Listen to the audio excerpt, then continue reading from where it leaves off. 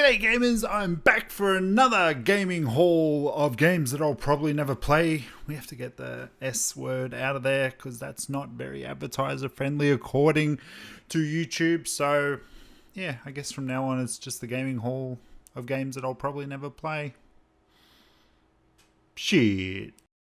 Ladies and gentlemen, boys and girls, children of all ages, YouTube proudly presents to you its #1, I think, gaming collecting show in the world! I am Mad Mikey, and this is the shit I'll probably never play! Mad Mikey Gaming. That's it, guys. It's been a couple of weeks, and yeah, I've picked up quite a few games, had a few delivered, couple that took a while, couple that I forgot to actually bring onto the show. So, without further ado, let's get into the gaming collection of games that I'll probably never play, but I have been playing quite a lot of these.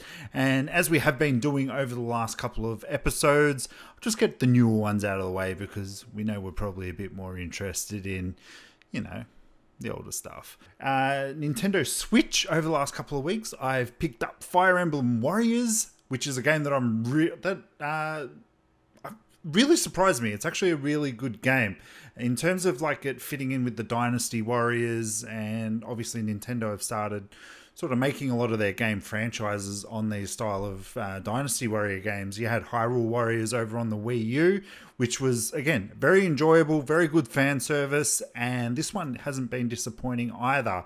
It's actually got, from the Fire Emblem world, it's got the bit of the strategy there as well. So in terms of, you know, setting out, instead of just having that one hero that just goes through and mows all through the enemies, you've actually got a couple of guys from the world. Like, the story is pretty much rubbish in terms of that, but you got the strategy, so you can send some guys over there, you can join them up, you can build up their relationship grade, and taking it on the go, it looks fantastic. So this is definitely a game that I have been spending quite a lot of time with until this piece of magic came out.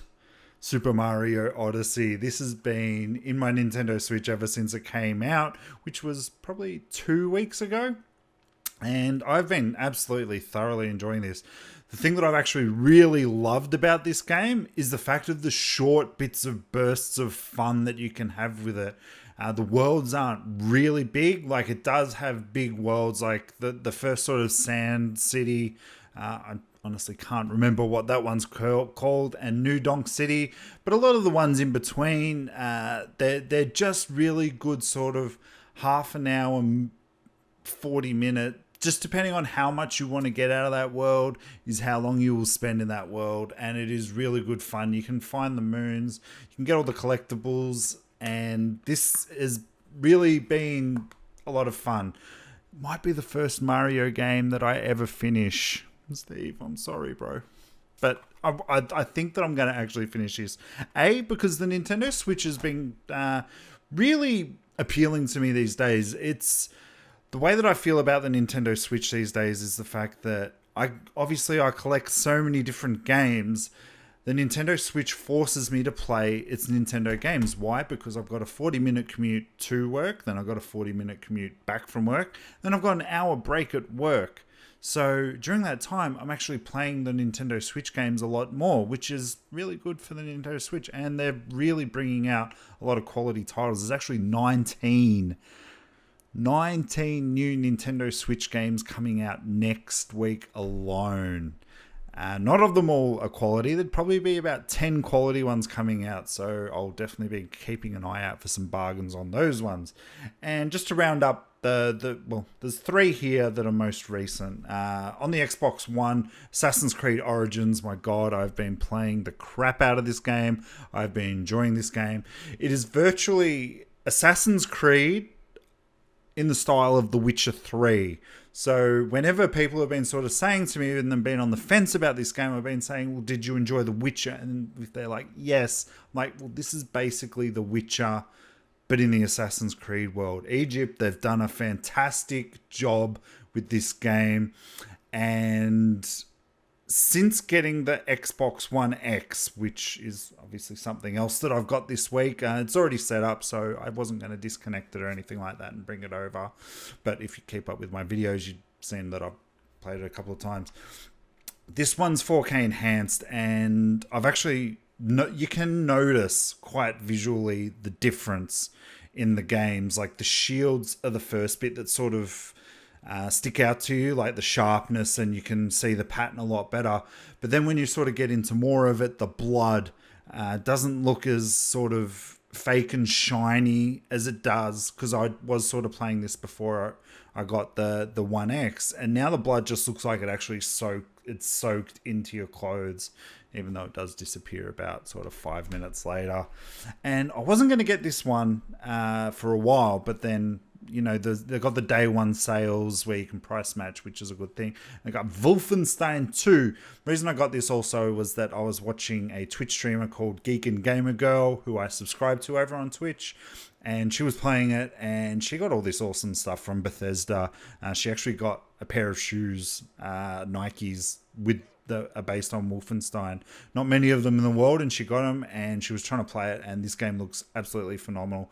Haven't played it. It's another 4K enhanced game, so I'm looking forward to getting into that one.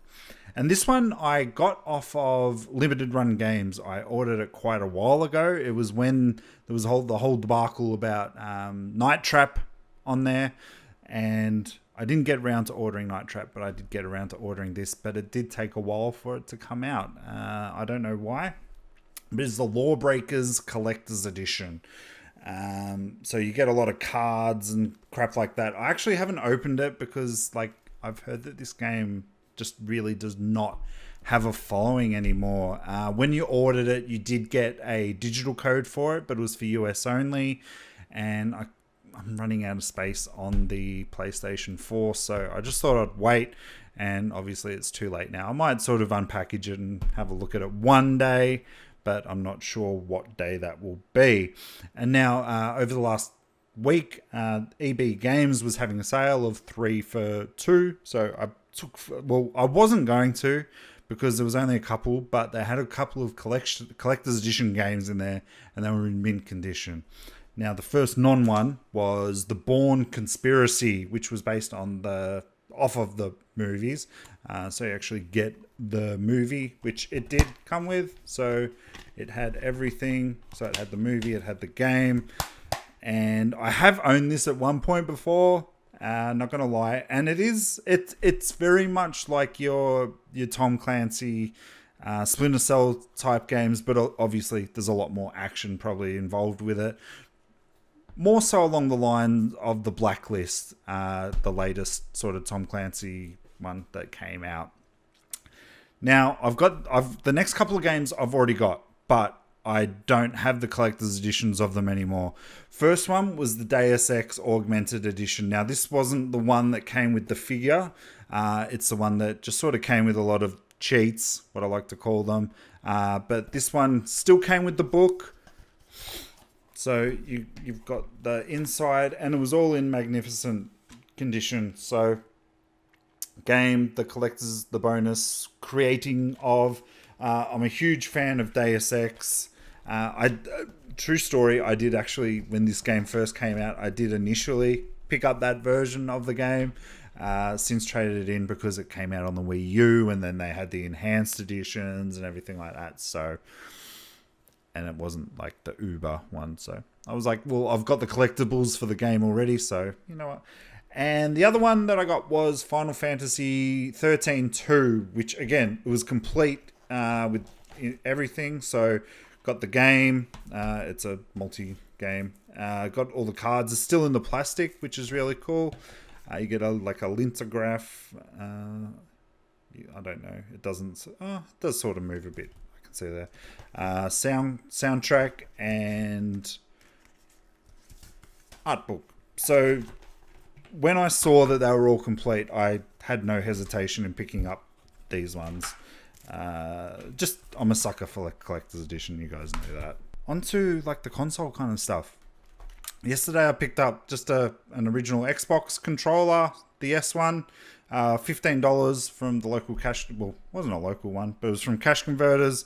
Very hard to find some good working ones, and this one was in good working order. Now, I got this one a couple of weeks ago, and I want to give a shout out to my bro-in-law.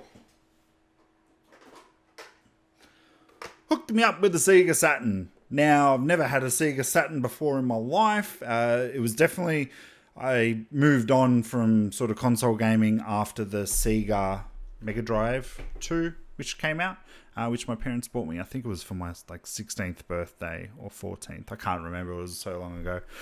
Reason he gave it to me was because apparently there's some sort of exploit with the cartridge area that lets you play a lot of backed up games, as we will call them. And the PAL version 1 isn't probably the best one for it. Apparently the Japanese version was the best one for it, so he got a Japanese version of it cheap. So he was like, well, I probably don't get much money for this, so I'll give it to you. So I was wrapped. Came with a game, Firestorm Thunderhawk 2, which I did play a bit, just to sort of see how it looked, because I had to set it up and everything. And you know what, good game, fun game. Again, this was probably the generation that I missed out on the most in terms of console gaming. Last one of the week, I picked this up when it came out, the Nintendo Mini SNES. Yeah, I've played it for maybe half an hour just to see how some of the games look, and just to sort of play, what was it, Star Fox 2, just to see what that was like. So yeah, that's it, guys. Let me know what you've been picking up over the last couple of weeks. And if you enjoyed the video, don't forget to give it a thumbs up, share and subscribe, and don't forget to ring the notification bell so that you don't miss any videos by me. So all next week we'll be doing the normal sort of gaming news reaction / opinions, and doing a bit of streaming. So I'm really starting to want to get into the streaming, so then perhaps maybe I can give some reviews as well. But guys, until the next time, if this is the only sort of set of videos that you watch, I will see you when I see you. Bye guys.